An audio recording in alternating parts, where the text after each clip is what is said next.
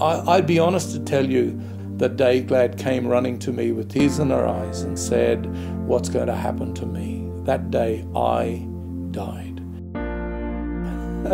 She was 8 years old when I first saw her. I used to play footy with her brother. She was with a bunch of girls and I knew that she used to be watching me. I really didn't pay any attention to her until that special day. She had this A-line dress on.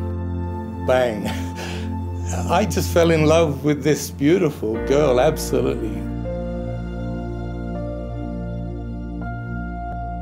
But I remember the day when it was finally diagnosed and she came to me after a 5-hour, very, very difficult test that proved that she had Alzheimer's. And she came to me with tears rolling down her face. What's going to happen to me?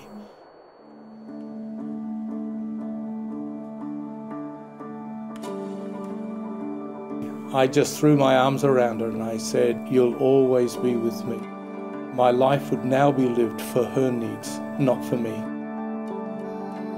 I immediately turned to God saying, well, we're going to have to do this together because God is the source of this love.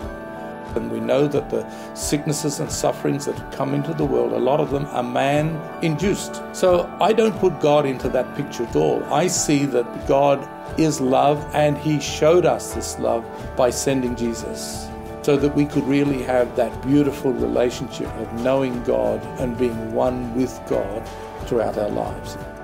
I don't ever feel stressed by it. In fact, I get enormous joy and pleasure looking after her. Love compels me to do what I do. Bike chair we made, it took us a while to get it right, but once we got it right, it just absolutely liberated us to go almost anywhere.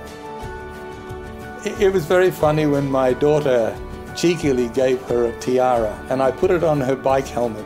Initially, Glad used to ride along and do the royal wave and call out to people, Yahoo, Yahoo. And then people would say to her, oh, look at this, I love the tiara. And I would say, she's my princess and I'm her William. We've proved again and again in these 50 years and more that we've been married that God loves us and He cares for us. He's protected us and provided for us. And what more would we want from God? That He gives me the strength and the health I have that enables me to care for her. And I think if we had a world and a community where people were loving with the love of God, it sounds a bit like heaven, doesn't it?